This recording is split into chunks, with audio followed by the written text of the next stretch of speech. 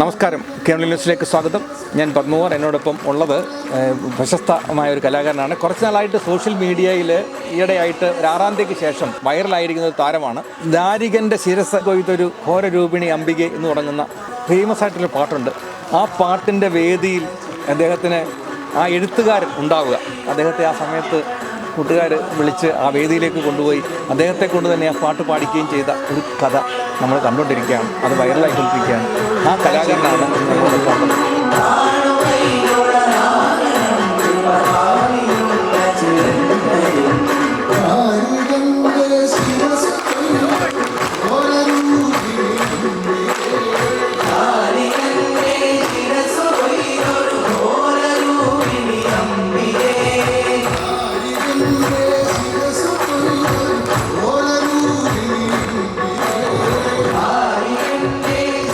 കലയെ നെഞ്ചോട് ചേർത്ത് പിടിച്ചൊരു വാടക വീടിൻ്റെ 4 ചുവരുകൾക്കുള്ളിൽ അദ്ദേഹം അങ്ങനെ കഴിയുകയാണ്.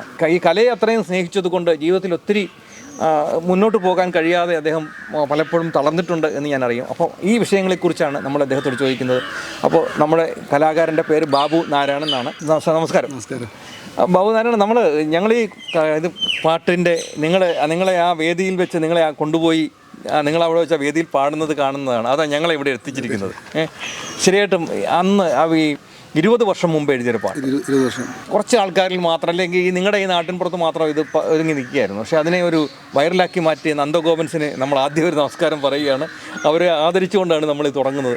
അപ്പോൾ ഞാൻ ചോദിക്കുന്നത്, ആ പാട്ട് അങ്ങനെ ഇത്രയും അധികം ആൾക്കാർ ഏറ്റെടുത്തപ്പോൾ, അല്ലെങ്കിൽ നിങ്ങളെ അന്ന് സ്വീകരിച്ചുകൊണ്ട് പോകുമ്പോൾ നിങ്ങൾക്ക് തോന്നിയൊരു വികാരം എന്തായിരുന്നു? ജീവിതത്തിൽ ഒരിക്കലും മറക്കാൻ പറ്റാത്ത അനുഭവമായിരുന്നത്. 20 വർഷങ്ങൾക്ക് മുമ്പ് എഴുതിയ പാട്ടാണ് ഈ പാട്ട്. അതായത് ക്ഷേത്രങ്ങളിൽ മാത്രം സോപാന സംഖ്യയായിട്ട് ചിട്ടപ്പെടുത്തിയാണ്. പള്ളികുന്നം പടയണിവട്ടം എന്ന് പറയുന്ന ക്ഷേത്രത്തിന് വേണ്ടി എഴുതിയാണ്. അന്ന് അവിടെ സോപാന സംഗീതം ഉണ്ടായിരുന്നു. അത് പാടി അദ്ദേഹം അടുത്ത ജോലിക്കാരൻ ശൂരനാട് ഹരികുമാറായിരുന്നു. അദ്ദേഹത്തിന് പകരം പൊയ്ക്കൊണ്ടിരിക്കുകയായിരുന്നു ഞാനവിടെ. പുള്ളിക്ക് പരിപാടിയുള്ള ദിവസം പകരത്തിന് ഞാനന്ന് പൊയ്ക്കൊണ്ടിരുന്നത്.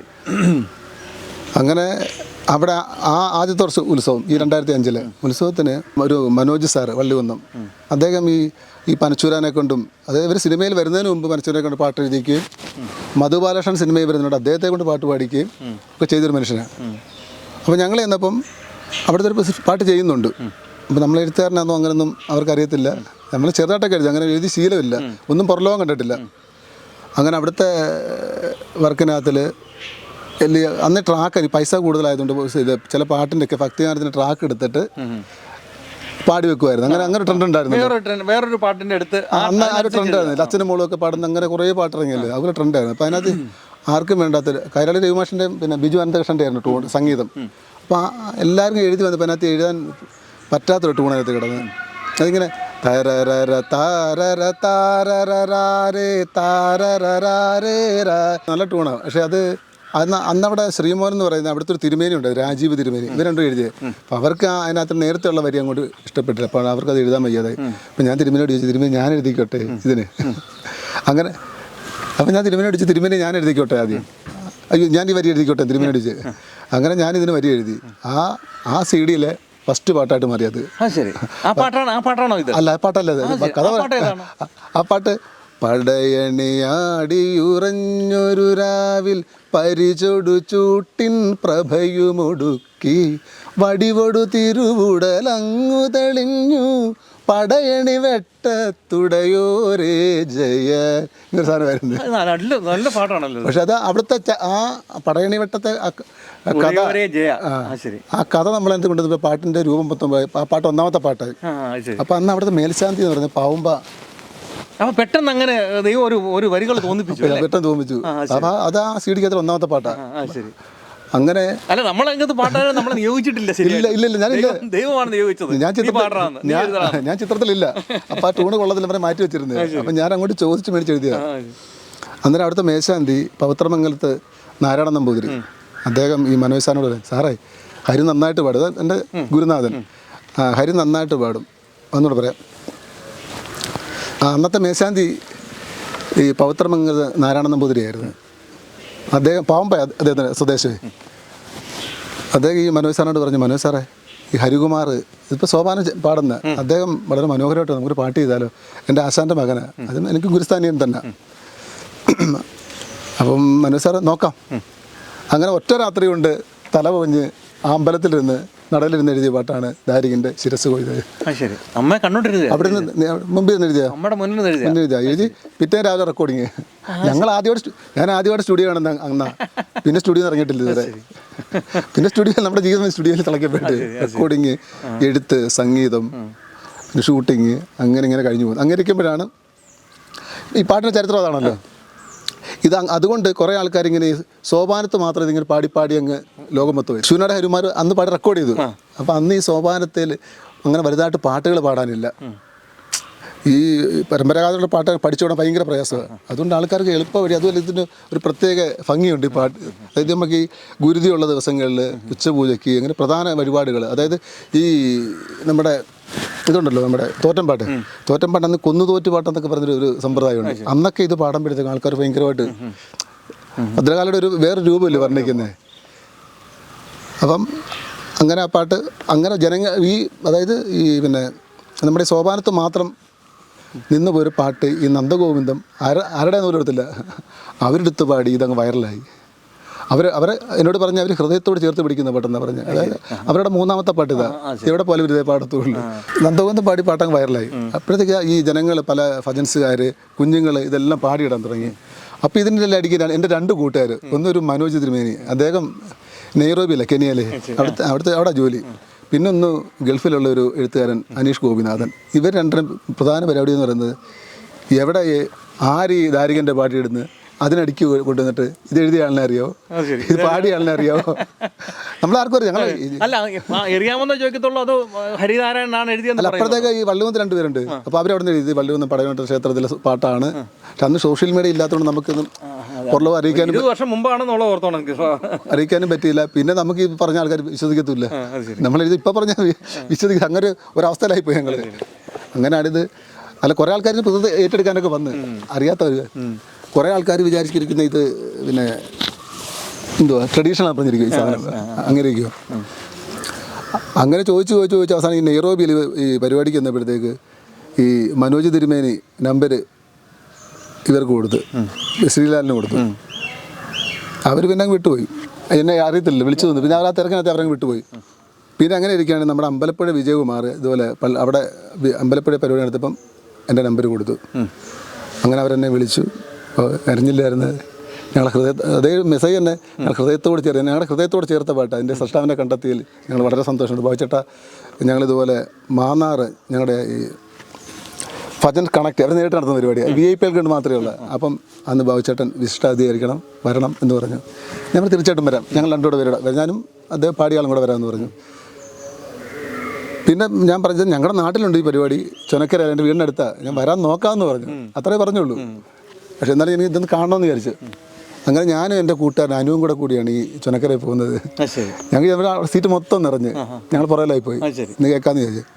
അങ്ങനെ ഒരു പാട്ട് പാടാൻ നേരത്ത് 3ാമത്തെ പാട്ടായപ്പോൾ അവർ പറഞ്ഞു വേദിയിലേക്ക് വരാനല്ല പറഞ്ഞു. 3ാമത്തെ പാട്ട് അവർ അനൗൺസ് ചെയ്ത് എല്ലാവർക്കും അറിയാമല്ലോ, ഞങ്ങൾ ഹൃദയത്തോട് ചേർത്ത് പിടിക്കുന്ന പാട്ട് അറിയാമല്ലോ, ഏതാ ദാരികൻ. ഇത് പറഞ്ഞപ്പോഴത്തേക്ക് കാണികളുടെ അടുത്ത് പാടുക, ദാരികൻ്റെ കാണികളാണ് പാടുന്നത്.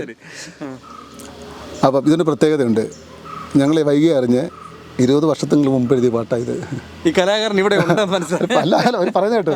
എന്നിട്ട് ഇവർ പറഞ്ഞ് ഇത് ബാബു നാരായണൻ എന്ന് പറഞ്ഞൊരു വ്യക്തിയാണ് എഴുതിയത്, അത് വള്ളികുന്നം പടയനവട്ടം ദേവീക്ഷേത്രത്തിന്. അപ്പം ഞാൻ മറ്റേ ഈ മാന്നാർ അറിയിക്കാൻ വേണ്ടിയിലാണ് ഞാൻ എഴുതി ടൈപ്പ് ചെയ്തിട്ടത് ആണ്. ഇത് ശൂന്യയുടെ ഹരികുമാറാണ് പാടിയതും എന്നൊക്കെ ഞാൻ ടൈപ്പ് ചെയ്തിട്ട് കൊടുത്തു. ഇവർ അത് പറഞ്ഞു കഴിഞ്ഞിട്ട് അദ്ദേഹം ചിലപ്പം വന്ന് കാണാൻ സാധ്യതയുണ്ട്. ബാബുച്ചേട്ടൻ ഇവിടെ എവിടെയെങ്കിലും ഉണ്ടെന്ന് എഴുന്നേറ്റേക്കാമെന്ന് ചോദിച്ചു.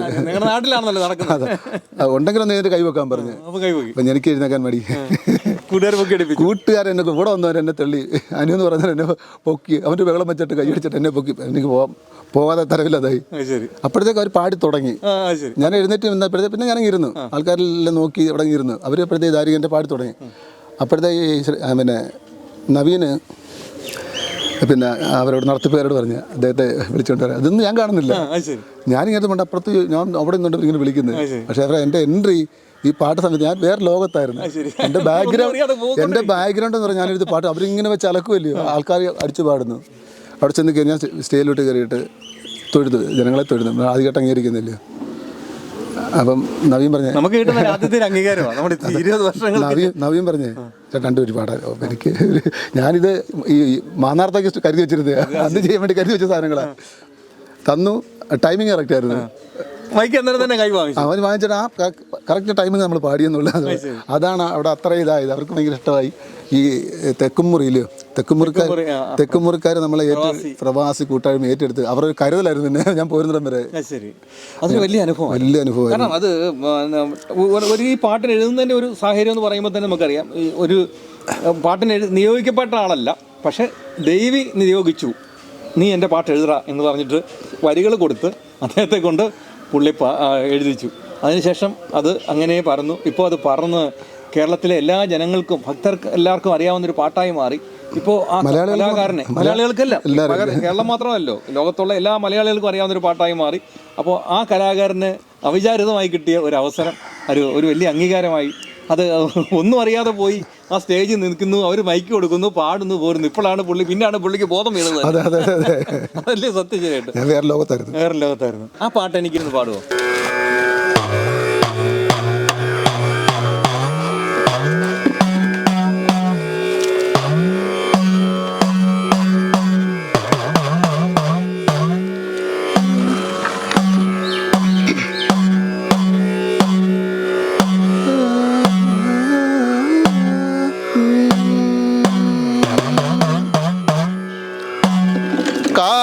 കാളി മഹാകാളി കാല പ്രിയങ്കരി കാമിതാർത്ഥ പ്രദായിനി ഭദ്രകാളി നമോസ്തുതേ.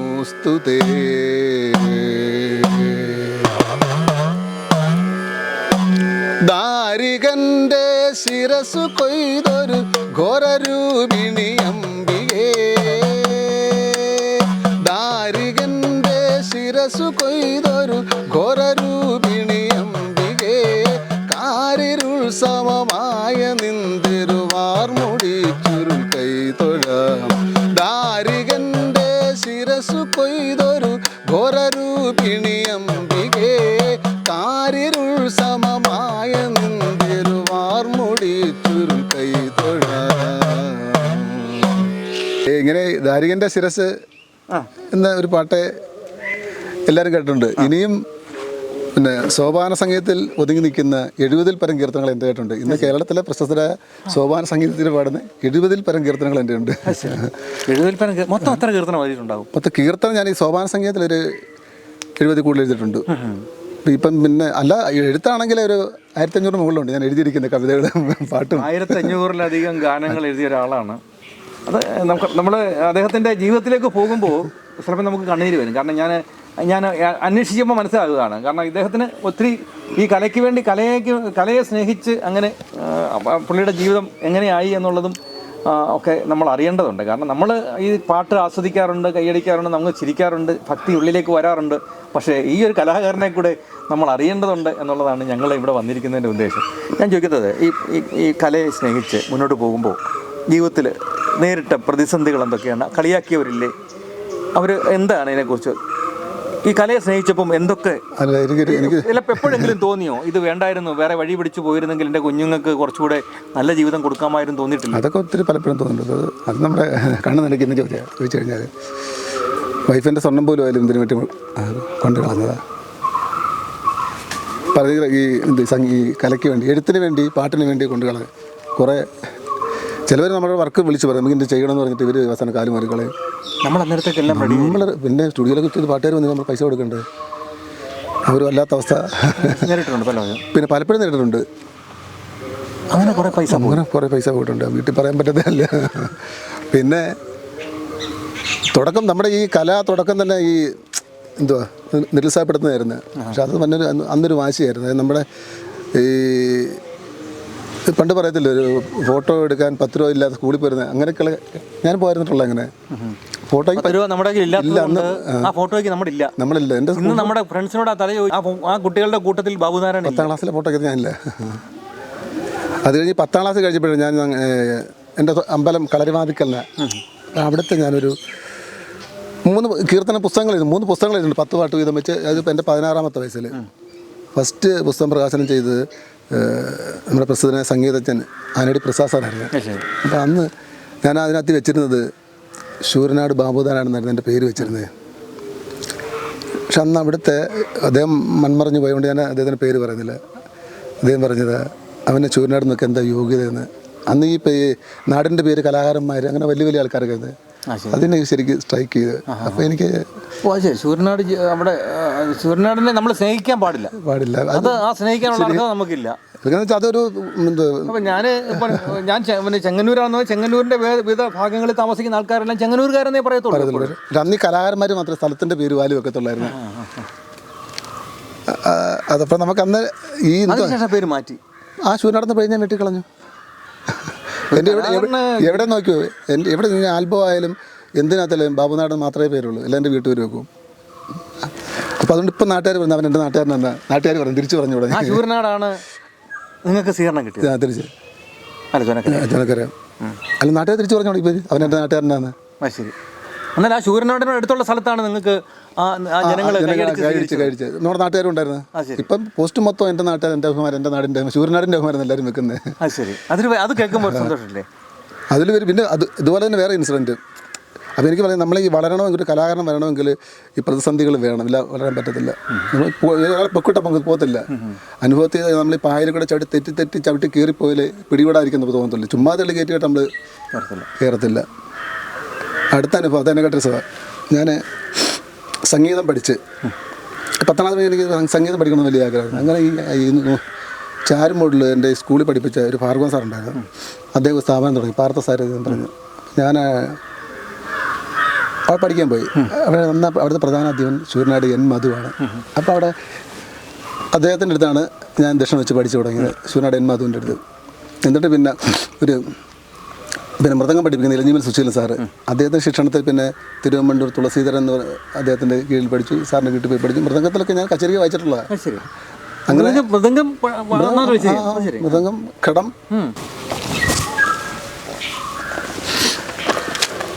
പറയാം.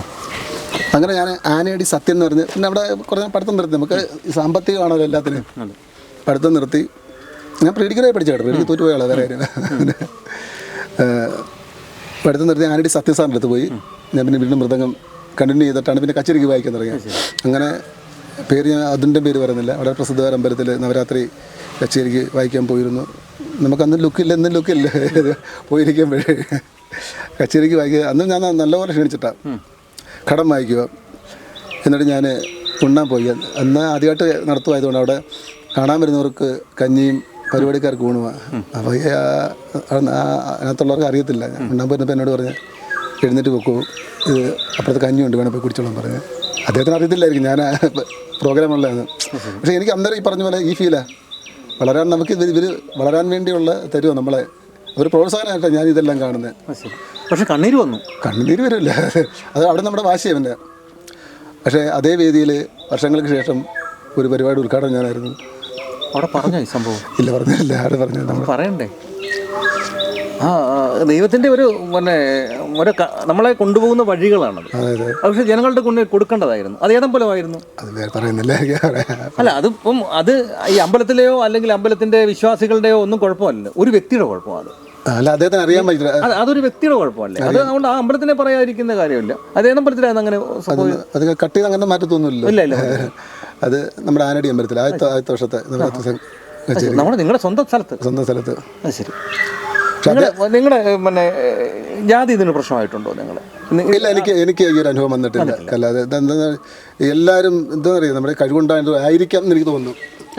നിങ്ങളെ അവിടെ മാറ്റിയത് അതിന്റെ അതുകൊണ്ടല്ല. അല്ലല്ല, നമ്മൾ അങ്ങനെ ഒരു തെറ്റിദ്ധാരണ വേണ്ട. അങ്ങനെ മാറ്റിയതല്ല. നിങ്ങൾ എല്ലാവരും ഹൃദയത്തോട് ചേർക്കുന്നുണ്ടെന്ന് നിങ്ങൾ വിശ്വസിക്കും? മൊത്തം ആൾക്കാരും. അതൊരു വലിയ, ഞാൻ എവിടെയൊക്കെ പോയാൽ എനിക്ക് ജാതി അങ്ങനെ ആരും മാറ്റി വന്നിട്ടില്ല. ഒരു കല നമ്മുടെ കയ്യിൽ ഉണ്ടായതുകൊണ്ടായിരിക്കും. നമ്മൾ എഴുതിയ പാട്ട് അവർ പാടുന്നത് അവർ പിന്നെ ഭക്തിയോടെ കേൾക്കുന്നത് കൊണ്ട്. എന്നെ എത്രയോ പേര് പിന്നെ തിരുവനന്തപുരത്ത് ഒരു പുരുഷോത്തമ നമ്പൂതിരിയുണ്ട്. അതേ കഴിഞ്ഞ ദിവസം വിളിച്ചുകൊണ്ടിരിക്കുക ഇവിടെ എന്തുണ്ട് മോനെ അന്വേഷിച്ചുകൊണ്ടിരിക്കും. അതുപോലെ കുറേ ആൾക്കാർ നമ്മുടെ നന്മ മാത്രം ആഗ്രഹിക്കുന്ന കുറേ ആൾക്കാരുണ്ട്. ഈ സിനിമാക്കാരുടെ ആരെങ്കിലും പരിചയപ്പെടാനോ ഒരു പാട്ട് എഴുതാനുള്ള അവസരം ചോദിക്കാനോ ഉള്ള അവസരം കിട്ടിയോ? അല്ല, പാട്ട് ചെയ്തിട്ടുണ്ട്, സിനിമ മ്യൂസിക് ചെയ്തിട്ടുണ്ട്. അതൊക്കെയാണോ? ഞാനോ അതിനെക്കാട്ട് രസം അതാണ്. ഞാൻ എഴുതി പാടി, ഞാൻ മത്തായിസിലൂടെ പാടിയൊരു പാട്ടുണ്ട്. അത് കൗരവസേന എന്ന് പറയുന്ന സിനിമയ്ക്കകത്തില്ല. പക്ഷേ അത് നമുക്ക് പ്രൊമോട്ട് ചെയ്യാൻ പറ്റുന്ന പാട്ടായി പോയി. അതെന്ത് പറ്റി? ആ പാട്ട് അത്രയ്ക്ക് രസമുള്ളൊരു പാട്ടാണ്. ആൾക്കാർക്ക് മൊത്തം കാണാപ്പാട പറയുന്ന പാട്ട്. ശരി, അതിങ്ങനെയാണ് പാട്ടെ. ഇതുപോലൊരു സാധനമുണ്ടോ ഇനി ഈ ഭൂലോകത്ത്, ഉണ്ടാകാനൊരു തരമില്ല, കള്ളിനും മുകളൊന്നില്ല, കാര്യം കാണാൻ കള്ളു വേണം, കള്ളു കുടിച്ചാൽ പേരുദോഷം, അരിയോരരിയോരരിയോരരിയോരേ. നിങ്ങളോട് പാടിയാ? ഞങ്ങളിവിടെ പാടിയത് ആ പാട്ട് ഭയങ്കര ഹിറ്റ് പാട്ടാണ്. നമുക്കിത് പ്രൊമോട്ട് ചെയ്യാൻ നമ്മൾ പക്ഷെ എല്ലാവർക്കും അറിയാം, എൻ്റെ കൂട്ടുകാർക്ക് അല്ലെങ്കിൽ പരിപാടിക്ക് വന്ന സ്ഥലത്തല്ല എല്ലാവർക്കും അറിയാം. ഈ ഗാനമേളകൾ പാടാൻ പോയിട്ടുണ്ടോ? ഇല്ല. പക്ഷെ എനിക്ക് പാട്ടുകാരനാണോ വലിയ ആഗ്രഹമായിരുന്നു. പക്ഷെ നമ്മൾ പഠിച്ചു കഴിഞ്ഞാൽ മനസ്സിലായി നമ്മളെ കൊണ്ട് പറ്റിയ പണിയല്ല. പിന്നെ മ്യൂസിക് ഞാൻ 500 കൂടുതൽ പാട്ട് മ്യൂസിക് ചെയ്തിട്ടുണ്ട്. പിന്നെ ഇപ്പം താഗസാറ് ഡയറക്റ്റ് സാറാ ചെയ്യുന്ന മൊത്തം ചെയ്യുന്നത്. വേറെ ആരുടെ പേരിലാന്ന് തോന്നി ഇറങ്ങുന്നതെന്ന് തോന്നുന്നു. അത് ബിനോയ് കൊല്ലമാണ് എൻ്റെ പ്രൊഡ്യൂസർ. എൻ്റെ കല്യാണം ഒരു മഹാസംഭവം എൻ്റെ എല്ലാം കഴിഞ്ഞിരിക്കുകയാണ്. പടം ഉടനെ ഇറങ്ങുന്നുണ്ട്. എല്ലാം ഫുള്ള് കഴിഞ്ഞു. മ്യൂസിക് ഞാൻ ചെയ്തിരിക്കുന്നത് 2 പാട്ടുണ്ട്. നമ്മുടെ അൻവർ സാദത്താണ് പാടിയിരിക്കുന്നത്. അല്ല, ഏറ്റവും സന്തോഷം തോന്നിയ ഇപ്പോഴീ നന്ദുവിൻ്റെ പിന്നെ ഭജൻ കണക്റ്റിന് പോയപ്പം നവീൻ ചേർത്ത് പിടിച്ചത് ഒരിക്കലും മറക്കാൻ പറ്റത്തില്ല. നവീൻ ചേർത്തുണ്ട് ചേട്ടാ മതി കെട്ടിപ്പിടിച്ചൊരിക്കലും. അതുപോലെ അൻവർ സാദത്ത്, എം ജി ശ്രീകുമാറൊക്കെ നല്ല കാര്യത്തിലാണ് നമ്മൾ പാടി ചെല്ലുമ്പോഴൊക്കെ. നിങ്ങൾ തമ്മിലുള്ള ഫോട്ടോ ആണ് നിങ്ങളുടെ പ്രൊഫൈൽ പിക്ചർ. ശരി, അപ്പോൾ അവർക്കൊക്കെ നമ്മളെ പേര് വിളിച്ചറിയാനും അവരോടൊക്കെ നമുക്ക് അവരോടൊക്കെ സംസാരിക്കാനുള്ള അവസരവും ഒക്കെ കിട്ടിയിട്ടുണ്ട്. ഉണ്ട്. അപ്പോൾ ഇതൊക്കെ ഇനിയും സ്വപ്നങ്ങളുണ്ടല്ലേ? സ്വപ്നങ്ങളെന്ന് വെച്ചാൽ എല്ലാം ചിരി വരും. ഒരു ഗിന്നസ് റെക്കോർഡ് വേണം, ഒരു ദേശീയ അവാർഡ് വേണം. ഇല്ല, ആഗ്രഹിക്കാം. അത് ഗോളായിട്ട് വെക്കുക, അതിനുവേണ്ടി മുന്നേറട്ടെ.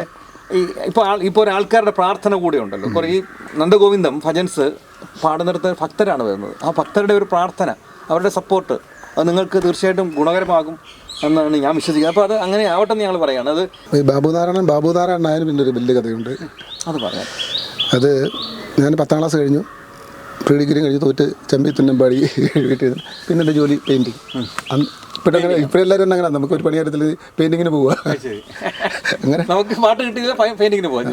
കുടുംബം വളർത്തണമല്ലോ നമ്മൾ പെയിൻറ്റിങ്ങിന് പോയി. അങ്ങനെ പെയിൻറ്റിങ് കുറച്ചാണ് എനിക്ക് പിന്നെ പഠിച്ചാൽ കൊള്ളുന്ന ആഗ്രഹം. ITC NCVT ITC. പക്ഷെ അതൊന്നും പോയില്ല, മേലോട്ട് പോയിട്ടില്ല എന്നുള്ളത്. അമൃതയിലാണ് പഠിച്ചത്. അമൃതയിൽ പഠിക്കാൻ പോയി. കംപ്ലീറ്റ് ചെയ്തു. അമൃതയിൽ പഠിക്കാൻ പോയി. അവിടെ കലോത്സവം നടക്കുമല്ലോ. കലോത്സവം നടന്നു. ഞാൻ ചുമ്മാ കയറി ലളിതഗാനം പാടി, ശാസ്ത്രീയ സംഗീതം പാടി, മൃദംഗം കൊട്ടി, എല്ലാത്തിനും എനിക്ക് ഫസ്റ്റ്. സബ് ജില്ലയിൽ പോയി. സബ് ജില്ലയിൽ ചെന്നപ്പോഴും അവിടെ ലളിതാനെ നമുക്കറിയാം ഫസ്റ്റായിട്ട് ഇത് പങ്കെടുക്കുന്നത്. ഞാൻ വിറച്ച് ഇരിക്കുക. അപ്പോൾ ഇതിപ്പോൾ അവിടെ കുറേ ആൾക്കാർ മറ്റവരോട് പറഞ്ഞു, ഫസ്റ്റ് ഇട്ടവരോട് പറഞ്ഞു. അപ്പോൾ അവർക്ക് നല്ല പ്രാക്ടീസ് ചെയ്യുന്നുണ്ട്. അവരിങ്ങനെ പാടുകയൊക്കെ ചെയ്യുന്നത്. എനിക്ക് തോറ്റവർക്ക് തോൽക്കാൻ പോകുന്നവർക്ക് വിഷയമില്ല. അങ്ങനെ ഞാൻ കയറി പാടി, അവണിത്തന്നലെ ആർദ്ര പുഷ്പം, ഇങ്ങനെ പാട്ട് പാടി. രണ്ടുപേരും പാടാം, അല്ലാതെ അമ്മൂട് പോട്ടെ, അല്ലാതെ അങ്ങനെ. ഇത് പാടിയിട്ട് അനൗൺസ് വന്നപ്പം ഫസ്റ്റ് പ്രൈസ് 7ാം നമ്പർ അമൃത ITC ചേറ്റിപ്പോയി. ഇവിടെ നിന്ന് വീണ്ടും മൃദംഗവും ഒക്കെ പൊക്കെടുത്തിട്ട് ജില്ലാ കലാപ്രതിഭയായിരുന്നു ഞാൻ. എന്നിട്ട് മൃദംഗമൊക്കെ പൊക്കെടുത്തോട്ട് വീണ്ടും സ്റ്റേറ്റ് ശാസ്ത്രീയ സംഗീത സെക്കൻഡ്, മൃദംഗത്തിന് സെക്കൻഡ്. ഇതെല്ലാം ഞാൻ പറഞ്ഞു എൻ്റെ ജീവിതത്തിലെ കാര്യം. ഇതിൻ്റെ കലോത്സവം ITCയുടെ അത് നമ്മൾ. പക്ഷേ അത് എന്നെ അമൃതാൻ്റെ മടം എന്നെ ശരിക്കും കരുതി കേട്ടോ. എന്നെ ഫ്രീ ആയിട്ട് എന്നെ പഠിപ്പിച്ചവിടെ. പിന്നെ അമ്മയുടെ ചേട്ടത്തി കസ്തൂരിയമ്മ എന്നെ ഏറ്റെടുത്തത് ഫ്രീ ആയിട്ട് പഠിപ്പിച്ചത്. അതൊരു വലിയ. ഞാൻ ചെല്ലുന്നിടത്തിൽ എനിക്കറിയാം എല്ലാവർക്കും ഭയങ്കര കരുതല എന്നോട്. അതെന്താണെന്ന് എനിക്കറിയത്തില്ല. അത് സംഭവിക്കുന്ന മൊത്തം വിചാരിതോ. ഞാൻ വിചാരിക്കുന്ന ഒന്നുമല്ല നടക്കുന്നേ ഇല്ല. അപ്പം ആദ്യത്തെ വർഷം ഈ ഫീസ് കൊടുക്കണമെങ്കിൽ ആഴ്ച 2 ദിവസം ലീവ് എടുക്കും. സാർമാരോട് പറഞ്ഞിട്ട് ഫീസ് കൊടുക്കട്ടെ. അങ്ങനെ അവർ ഇത് കഴിഞ്ഞപ്പോൾ അവർക്ക് മനസ്സിലായി അവധി എടുക്കുന്ന ഫീസ് കൊടുക്കാൻ വേണ്ടിയാണ് എന്നിട്ട് പോയി പെയിൻറ്റ് പണിക്ക് പോയിട്ട് ആ പൈസ കൊണ്ട് കൊടുക്കുന്നത്. അപ്പോൾ മനസ്സിലായപ്പോഴാണ് ഈ കലോത്സവത്തിന് കിട്ടിയ പിന്നെ എന്നെ ഫ്രീ ആയിട്ട് പഠിപ്പിച്ചു. അങ്ങനെ പെയിൻറ്റ് പണിക്ക് പോയിക്കൊണ്ട് ഇരിക്കുന്ന സമയത്താണ് ഞാൻ ശൂരനാട് ഹരികുമാറിൻ്റെ അവിടെ എന്താ വിശേഷം ആശാനുണ്ട്, എൻ്റെ ആശാന് മറക്കാൻ പറ്റത്തില്ല, ശൂരനാട് ശിവശങ്കരൻ പണിക്കർ പെയിൻറ്റിങ്ങിന് പോയി. അപ്പം വീട്ടിൽ നമ്മൾ പെയിൻറ്റിങ്ങിന് തൊട്ടടുത്ത് തന്നെ, നമുക്ക് അല്ലാതെ അവിടെ കമ്പനിയൊന്നും ഇല്ല, അരിയട്ട് കൂട്ടുകാരാന്നുള്ളതല്ലാതെ വീട്ടിൽ പെയിൻറ്റിങ്ങിന് പോയി. പെയിൻറ്റിങ്ങിന് പോയപ്പം ആശാനോട് പറഞ്ഞു പെയിൻറ്റിങ് അടിക്കുക. അപ്പം നമ്മുടെ ഈ അന്നത്തെ ചുമ്മാ പാട്ട് പാടുന്നില്ല, അതിനകത്ത് ഇന്ന് എന്തൊക്കെ പാടുക, പണിക്ക് ദിവസം കൊണ്ട് പുറക്കെ പാടും. അപ്പോൾ ആശാൻ രസം, ഞങ്ങളെ കൂട്ടുകാരെല്ലാം പാട്ടുകാരായിട്ട്. അങ്ങനെ ആശാന് വെട്ടിക്കോട്ട് അമ്പലത്തിൽ പോയിട്ട് അവിടെ വന്നപ്പോൾ ഞാൻ അവിടെ പാടുന്നത്. ആശാൻ ഉച്ചയ്ക്ക് ഉണ്ടാകുന്ന പറഞ്ഞ് ബാബു അവന് പാട്ട് പഠിച്ചൂടെ, സോപാനം പഠിച്ചൂടെ വന്ന്. ഞാൻ ആശാനെ പഠിക്കും. അങ്ങനെ ആശാൻ്റെ അടുത്ത് പഠിക്കാൻ പോയി ചെണ്ട സാധന ചെയ്തുകൊണ്ടിരുന്നു. അപ്പോൾ ആശാനോട് പറഞ്ഞതുപോലെ ബാബു കായംകുളത്ത് ഒരു വേലഞ്ചേര അമ്പലത്തിൽ സോപാന സംഗീതത്തിൻ്റെ ഒരു ഉണ്ട്. അപ്പോൾ ആശാൻ അതിന് പ്രതിഷ്ഠയ്ക്ക് അവിടെ പാണിയെ കൂട്ടി. അപ്പോൾ അവന് എൻ്റെ കൂടെ വരാമെന്ന് ചോദിച്ചാൽ ഞാൻ പറഞ്ഞു പിന്നെ എന്താ ആശാനെ ആവശ്യത്ത് കയറി പറഞ്ഞു. അത് കുറേ നാൾ കഴിഞ്ഞെല്ലാം തീർന്നേ. ഒരു ആശാൻ എന്നോട് പറയേ ബാബു നാളെയാണ് നമുക്ക് അവിടെ വേലഞ്ചേര പോകേണ്ടത്, നാളെ തൊട്ട് ജോലി തുടങ്ങാൻ പോകുന്നത്. ആനങ്ങ് ആപ്പാടെ എന്ത് ചെയ്യും, എനിക്ക് പേടി. ഞാൻ ഞങ്ങളുടെ വീട്ടിൽ നിന്ന് മുങ്ങി. ആശാൻ വൈകിട്ട് വണ്ടി എടുത്തുകൊണ്ട് അവിടെ വന്നപ്പോൾ നമ്മളില്ല. ആശാൻ ലോകം മൊത്തം തുടക്കി കിടന്നിട്ട് ആശാനെ വീട് കണ്ടുപിടിച്ചു. ഞാൻ ഇരിക്കുന്ന വീട് കണ്ടുപിടിച്ചു. ആശാൻ്റെ അടുത്ത് പറഞ്ഞ ആശാനെ എനിക്ക് മുണ്ടില്ല, അതുകൊണ്ട് മുണ്ട് കൊടുത്തോണ്ട് തന്നെ മുണ്ടില്ല ആശാനെ. ആശാൻ അങ്ങോട്ടുണ്ട് ഒരു കിട്ടും മുണ്ട് അവരുടെ വീട്ടിൽ നിന്ന് ചെന്ന് എന്നെ അവിടെ നിങ്ങൾക്ക് മുണ്ടില്ല, കൊടുത്തോണ്ട് പോകാൻ മുണ്ടില്ല. ഞാൻ ചോദിക്കും, ഞാൻ ഉദ്ദേശിച്ചത് നിങ്ങൾ ഭയപ്പെട്ടു എന്ന് പറഞ്ഞത് പാട്ട് പാടാൻ ഭയപ്പെട്ടു എന്നാണ് ഉദ്ദേശിച്ചത്. പക്ഷെ നിങ്ങൾക്ക് ആ ആൾക്കാരുടെ മുന്നിൽ പോയി ഒരാളിനെ അവരുടെ മേനെ ഫേസ് ചെയ്യാനായിട്ട് നല്ലൊരു മുണ്ടെടുത്തോണ്ട് പോകാനില്ലാത്ത അവസ്ഥ ഒരു കലാകാരൻ്റെ ജീവിതത്തിൽ ഏറ്റവും വലിയ പറഞ്ഞ ഒരു കെട്ട് മുണ്ടുമായിട്ട് എന്നെ അവിടെ കൊണ്ടിട്ട് നമ്മൾ ഈ കലാകാരൻ പെറ്റിട്ടു എന്ന് പറയത്തില്ലേ, ഈ ഭദ്രകാളി തൃക്കണ്ണിന്ന് പെട്ടെന്നല്ലായിരുന്നു. അതുപോലെ ബാബുനാരായണ എന്ന വ്യക്തിയെ കലാലോകത്തോട്ട് പെറ്റിട്ട ആളാണ് ശൂരനാട് ശിവശങ്കരൻ പണിക്കർ. ഭയങ്കര കരുതലായിരുന്നു. നാട് മൊത്തം അദ്ദേഹത്തിനെതിരെ പറയാൻ അദ്ദേഹത്തെ കുറേ ആൾക്കാർ അങ്ങനെ കൊണ്ടു നടക്കുക അങ്ങനെയൊക്കെ പറയാൻ പറ്റില്ല. പക്ഷേ ആശാൻ ഭയങ്കര കരുതൽ. അതുപോലെ അദ്ദേഹത്തിൻ്റെ മകന് മരിച്ചുപോയി. അദ്ദേഹത്തിൻ്റെ മകൻ അതിനെക്കാട്ടി കരുതല. അത് കരുതലുകൊണ്ടാണ് ബാബുനാരായണൻ ഇടം വരെയൊക്കെ നിൽക്കുന്നത്.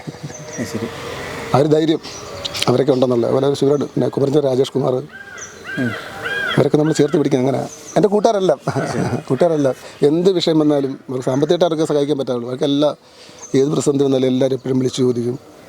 ഒരു വിനോദ് പ്രപഞ്ച, ഒരു വിനയ സാറ്, പിന്നെ അജിത് എസ് പിള്ള, ശൂരനാട് രാജേന്ദ്ര സാറ്, ഇങ്ങനെ കുറേ എപ്പോഴും എൻ്റെ ക്ഷേമാന്വേഷിക്കുന്ന കുറേ ആൾക്കാർ, നമ്മൾ ഉയർച്ച മാത്രം ആഗ്രഹിക്കുന്ന കുറേ ആൾക്കാരുണ്ട്. അങ്ങനെ വേലഞ്ചേര അമ്പലത്തിൽ ജോലി കുറേ ആൾ കഴിഞ്ഞപ്പോഴത്താണ് ഞങ്ങൾ ഈ പഠനമെടുത്ത് ജോലിക്ക് വന്നത്. അങ്ങനെയാണ് കാളി. ഇപ്പോഴും പെയിൻറ്റിങ് പണിക്ക് പോകുന്നുണ്ടോ? ഇല്ലില്ല. അപ്പോൾ പിന്നെ ഇനി അലർജിയായി. ഞാൻ അന്ന് കൊച്ചിലേ കിടന്ന പണിക്ക് പോയതിൻ്റെ സ്നോഫീലിയുണ്ട്. മണം അടിച്ചിട്ട് അതുപോലെ ആശാൻ്റെ വൈഫും ഭയങ്കര കരുതലാണ്. അതവർ ജീവിച്ചിരിപ്പുണ്ടല്ലോ. ആശാൻ്റെ വൈഫ് ജീവിച്ചിരിപ്പുണ്ട്. നിങ്ങളുടെ ഇത് വിവരങ്ങളൊക്കെ അറിയുന്നുണ്ടല്ലോ? അല്ല അറിയുന്നുണ്ട്. അപ്പോൾ അവർക്ക് വലിയ സന്തോഷമാണ്. ശിഷ്യൻ ഇങ്ങനെ ഒരു നമ്മൾ അവിടെ നിന്നല്ല, ആഹാരം എല്ലാം അവിടെ നിന്നല്ല, അവിടെ നിന്നാ പഠിക്കില്ലായിരുന്നു. വീട് അപ്പുറത്താണെങ്കിലും ആഹാരം അവിടെ നിന്ന് ആശാൻ നമ്മളെ ഇങ്ങനെ കൊണ്ടു നടക്കുമായിരുന്നു. ശരി. നമുക്ക് അതൊരു വലിയ അനുഗ്രഹമാണ്. അങ്ങനെ അപ്പോൾ ഈ നമ്മളെ ഈ നാട്ടിൽ ജനിച്ചത് നമുക്ക് ഒരു ഇത് തന്നെയാണ്. നമ്മുടെ ഈ നാട് നന്നായിട്ട് സ്നേഹിച്ചു, നാട്ടിലുള്ളവർ നമ്മളെ നന്നായിട്ട് സ്നേഹിച്ചു, അവരെ നമ്മൾ നന്നായിട്ട് കരുതി. പക്ഷേ നമുക്കിനി വേണ്ടത് ഈ മലയാളികളുടെ കരുതലാണ്. അല്ലേ? ഈ ലോകത്തിലെ മലയാളികൾ അദ്ദേഹത്തെ കരുതുക. വിദേശത്തൊക്കെ നിങ്ങൾക്ക് പ്രോഗ്രാമുകളുണ്ടെങ്കിൽ ധൈര്യമായിട്ട് കൊണ്ടുപോകാം. നമ്മൾ വളർത്തേണ്ടത് ഇതേപോലുള്ള കലാകാരന്മാരെ, പ്രതിസന്ധികളിലൂടെ, പട്ടിണിയിലൂടെ, പരിവട്ടത്തിലൂടെ ഒക്കെ കടന്നു വന്നിട്ടുള്ള ഇതുപോലുള്ള കലാകാരന്മാരെയാണ് നമ്മൾ ഉയർത്തിക്കൊണ്ട് വരേണ്ടത്. ബാക്കി ഗോഡ് ഫാദറുകളൊന്നുമില്ല. ഈ നാടിൻ്റെ ഒരു കൈത്താങ്ങ് മാത്രമാണ് അദ്ദേഹത്തിനുണ്ടായിരുന്നത്. അപ്പോൾ അതുകൊണ്ട് ഇദ്ദേഹത്തെയൊക്കെ മുന്നോട്ട് ഒത്തിരി വളർത്തേണ്ടതുണ്ട് എന്നാണ്. ഇനിയിപ്പം കവിതകൾ എഴുതുന്നുണ്ടോ? പാട്ടുകൾ പുതുതായിട്ട് എഴുതിയിരിക്കുന്ന പാട്ട് ഏതാണ്? പുതിയതായിട്ട് ഇപ്പം ഞാനൊന്നും ചെയ്തൊരു ഭദ്രാളിയുടെ ഒരു സ്തുതിയുണ്ട്. അതൊന്നും പക്ഷേ ഇത് ഞാൻ കേൾക്കുമ്പോൾ എൻ്റെ കൂട്ടുകാരി ഉണ്ടായിരുന്നു ഷീബയെ. അവളെ സംസ്കൃതം ഒന്നാറ് അങ്ങ് മേടിച്ചതാണ്. ഞാനൊരു സംശയം അവൾക്ക് ഇട്ട് കൊടുക്കുന്നത്. എന്നോട് ഞാൻ പ്രീഡിഗ്രി തോറ്റാണല്ലോ. അവൾ പറയുന്നത് ഇവിടെ നീ എന്നെക്കാട്ടി അറിവ് നിൽക്കുന്നവർ. ഇത് ഞാൻ ചെയ്യുന്നതല്ല, ദൈവം നമ്മുടെ അന്തരം വന്ന് എന്തൊക്കെ ചെയ്യിക്കുന്നത് എനിക്കറിയത്തില്ല. അല്ലാതെ എൻ്റെ മനസ്സിലൊന്നുമില്ല. ഞാൻ ചോദിക്കുന്നത്, ഇപ്പം നമ്മൾ അവിടേക്ക് വിളിച്ചു വരുത്തുന്നു, അവരോട് മൈക്കെടുത്ത് കയ്യിലെടുത്ത് തന്ന് പാടെന്ന് പറയുമ്പോൾ ഈ ഇതുവരെ കിട്ടിയ ഒരു അവഗണന, അല്ലെങ്കിൽ ഞാൻ പറഞ്ഞു ശൂരനാട് പോലുള്ള ഈ ചില സ്ഥലങ്ങളിൽ ചെന്ന് കിട്ടുന്ന അവഗണന നിങ്ങളുടെ നാടിൻ്റെ അല്ലാതെ കിട്ടിയ അവഗണനകൾക്ക് ഉത്തരമായി എന്ന് തോന്നിയോ? അല്ല ഇതുപോലെ വേദി നമ്മൾ പോയി നിന്നിട്ടില്ലല്ലോ. ആദ്യമായിട്ടില്ല ഇത്ര ജനങ്ങളെ കാണുന്നത്. നമ്മളന്നേരം വിറയ്ക്കില്ലേ. എനിക്ക് ഞാൻ ഈ പൊതുവേദി സംസാരിച്ച ശീലമില്ല. ഇവിടെ പോയി നമ്മൾ പിന്മാറത്തേ ഉള്ളൂ. പിന്നെ എന്നെ കുറേ പ്രാപ്തരാക്കിയത് നമ്മുടെ ഞാൻ പഠിച്ച എൻ്റെ പ്രൈമറി വിദ്യാഭ്യാസം നടുവിൽ LPS. അവർ ഭയങ്കര കാര്യമല്ലേ പറഞ്ഞു. അവിടുത്തെ HM പിന്നെ മിനി ടീച്ചർ ബിനു സാറ് എന്ന് വെച്ചാൽ അവിടുത്തെ കുട്ടികളെ ഞാൻ പാട്ട് പഠിക്കുന്നത്. അവരെന്നെ പെടത്തില്ല, എങ്ങും പെടത്തില്ല. അവിടെ എന്ത് പരിപാടി ഉണ്ടായി എനിക്ക് ദിവസം ആദരവ് മേടിച്ചാൽ മടുത്ത അവിടെ വരുന്നുണ്ട്. ആ കുട്ടികളെ കൊണ്ടുപോയിട്ട് എല്ലാ വർഷവും ഈ LP സബ് ജില്ല വരെ ഉള്ളല്ലോ, എല്ലാ വർഷവും ഞങ്ങൾക്ക് ഓവറോള്. അതുകൊണ്ട് അവരെന്നെ വിടത്തില്ല. പിള്ളേർക്ക് പാട്ട് പഠിപ്പിക്കുക, ഗ്രൂപ്പ് സോങ് പഠിപ്പിക്കുക, ദേശഭക്തിയാനം പഠിപ്പിക്കുക, ലളിതാനം. നമ്മുടെ ഈ സോപാന സംഗീതവും ഇടയ്ക്കും ഒക്കെ ആണല്ലോ നമ്മുടെ ജീവിതത്തിന്റെ ഒരു ഭാഗമായി മാറിയിരിക്കുകയാണ്. കളവെഴുത്ത് പാട്ടുണ്ട്, മധുരകളി കളവെഴുത്ത് പാട്ട്. ബാബുനാരായണന് പിന്നെ സ്വന്തമായിട്ട് വീടില്ല, ഇപ്പം വാടക വീടാണ്. ഭാര്യ, 2 കുഞ്ഞുങ്ങൾ. എന്ത് കുഞ്ഞുങ്ങൾ ഏതൊക്കെയായി ക്ലാസ്സുകളിൽ? ഒന്നാമത്തെ ആള് +1 പഠിക്കുന്നു, രണ്ടാമത്തെ ആള് രണ്ടുപേരും പഠിക്കാൻ പഠിക്കുക. പഠിത്തമാണ് അവർക്ക് മെയിൻ. പഠിത്തത്തിൽ വരെ ഭയങ്കര. നമ്മുടെ കുടുംബം മൂത്ത മകള് +1 പഠിക്കുന്നത്. എങ്ങനെയാണ് പഠിക്കാനൊക്കെ ഇവര്? ഇദ്ദേഹം ഇന്നലെ ഉണ്ടായിരുന്നില്ലേ അവളെ? എന്താ തോന്നി ഇന്ന് അച്ഛനെ ഇങ്ങനെ ആൾക്കാരൊക്കെ തിരിച്ചറിഞ്ഞപ്പോൾ എന്ത് തോന്നി? പിന്നെ ക്ലാസ്സിൽ പിന്നെ പിള്ളേരൊക്കെ ചോദിച്ചില്ലേ നിന്റെ അച്ഛനാണല്ലോ? അവരൊക്കെ അറിഞ്ഞില്ലേ? എന്ത് പറഞ്ഞവര്? അതിശേഷം പോയില്ല. ശരി. നിങ്ങളുടെ സ്കൂളിൽ എല്ലാവരും അറിഞ്ഞില്ലേ? അപ്പൊ എന്താ പറഞ്ഞു? ടീച്ചർമാരൊക്കെ ചോദിച്ചോ? മോളത് ക്ലാസ്സിൽ 6ാം ക്ലാസ്, 7ല്. മോള് +2. ശരി. +1 ആണോ മോള്? മോള് പാടുന്നുണ്ട്. അപ്പൊ അച്ഛൻ്റെ പാട്ട് പാടിയോ ഇതുവരെ? നീ അച്ഛൻ്റെ പാട്ട് പോയി പാടണ്ടേ? അത് നല്ല വൃത്തിയായിട്ട് അച്ഛൻ്റെ അടുക്കൽ നിന്ന് പഠിച്ചിട്ട് പോയി പാടണം കേട്ടോ. ആണോ ഈ പാട്ടോ? അത് ശരി.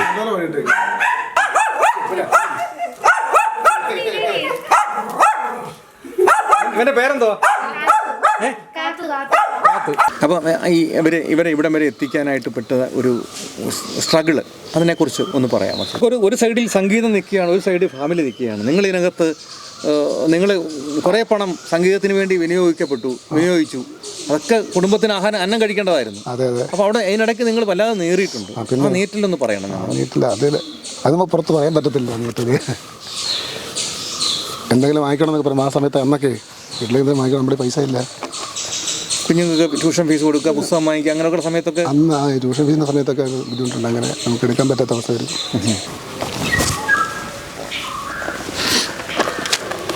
പറയാം.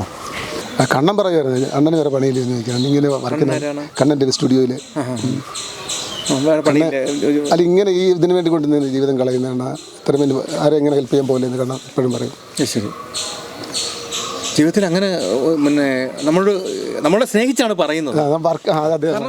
നിങ്ങളെ കുറിച്ച് വലിയ ആ കരുതലനുസരിച്ച് നിങ്ങൾ മുന്നേറുന്നില്ല എന്ന് കാണുമ്പോൾ പൈസ ഞാൻ പറഞ്ഞു വാങ്ങിക്കുന്നില്ല, തരുന്ന വാങ്ങിക്കുന്നു, പൈസ പറയുന്നില്ല. അപ്പോഴും നമ്മളെന്താ ഞാൻ പൈസ പറയാറായില്ല, 10 പേർ അറിയട്ടെ എന്നിട്ട് പൈസ പാടി. അപ്പം അങ്ങനെ ആയിരുന്നു സംഗീതം. എന്തെങ്കിലും തരുന്നത് വാങ്ങി പോരുക. സംഗീത സംവിധാനമൊക്കെ അങ്ങനെ ആയിരുന്നു. ഇപ്പം പിന്നെ പൈസ പറഞ്ഞു തുടങ്ങി. എഴുത്തിന് പിന്നെ പണ്ടേ പൈസ ഇല്ല, എഴുത്തുകാർക്ക് പൈസ ഇല്ലല്ലോ. എനിക്കറിയാം എന്തെങ്കിലും എത്തുമെന്ന് എനിക്കറിയാം. ശരി. എന്തെങ്കിലും എത്തി പേരുമെന്ന് എനിക്കറിയാം. ഓരോരുത്തരും ഇങ്ങനെ ചോദിക്കുമ്പോൾ ഈ പാട്ടിനെ ചോദിക്കുമ്പോൾ പറയും ഞാൻ ഒരു പാട്ട് ഒരു ദിവസം വരും എനിക്ക് വേണ്ടി. അതിനെ കാത്തിരിക്കുന്നത് ഇപ്പോഴും ആ കാത്തിരിപ്പിലാണ്. കാത്തിരിപ്പ് എൻ്റെ പ്രതീക്ഷ എടുക്കുക വലുതാണ്. ഇപ്പം തന്നെ കുറച്ച് ആൾക്കാരുടെ ഇടയിലേക്ക് ഇങ്ങനെ ഒരാൾ ജീവിച്ചിരിപ്പുണ്ട് എന്ന് അറിയാനുള്ളൊരു സാഹചര്യം കിട്ടി. അത് എങ്ങനെയാണ് അതിന് ഒരു ഫീല് പ്രകടമാക്കുന്നത്? അതെനിക്ക് തെക്കുമ്പൂരോട് തന്നെ നന്ദി പറയാനുള്ളത്, എൻ്റെ ആ കരുതലിനോട്. അത് എൻ്റെ ഒരു കൂട്ടുകാരൻ ഇട്ടേക്കുന്നത് സൃഷ്ടാവിനെ തേടി എത്തിയപ്പോൾ എന്ന് പറഞ്ഞാൽ വീഡിയോ ഇട്ടേക്കുന്നത്. അതാണ് എൻ്റെ ശരിയായിട്ട് അങ്ങനെ ഇട്ടേക്കുന്നില്ല. ബാബുനാരായണനെ പോലെ തന്നെ ധാരാളം അർഹതപ്പെട്ട അംഗീകാരം കിട്ടാതെ പലരും ബാബുനാരായണനെക്കാട്ടി കൂടുതൽ പ്രായമായവരുമുണ്ട്, അങ്ങനെ ധാരാളം ആൾക്കാരുണ്ട്. അവരോടൊക്കെ എന്താണ് പറയാനുള്ളത്? ശരിയായിട്ടും നമ്മൾ കണ്ടിട്ടുണ്ട് കേട്ടോ ഒത്തിരി ഇതിനു വേണ്ടി. നമ്മുടെ സത്യണ്ണായാലും സത്യങ്കോമല്ലൂർ ഒക്കെ നമ്മുടെ അടുത്ത ഫ്രണ്ട്സാണ്. മധുവും ഉണ്ടാകും, പക്ഷെ അവരൊന്നും ജീവിതത്തിൽ ഒന്നും ആയി തീർന്നില്ല. കലയ്ക്ക് വേണ്ടി ജീവിതം കളഞ്ഞവരെ.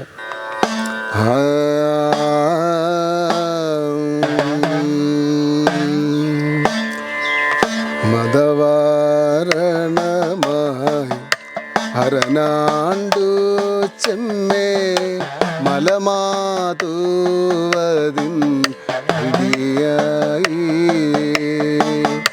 മതവാരണ ഹരനാണ്ടു ചെമ്മേ മലമാതുവതിൻ ായി പല പോതിരവും കളിയാടി പല പോതിരവും കളിയാടി പെറ്റോരമൃതാകും ഉണ്ണി ഗണപതിയേ ജയ അമൃതാകും ഉണ്ണി ഗണപതിയേ ജയ മതവാരണമായി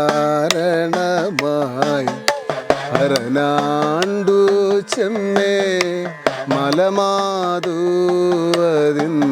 പിടിയായി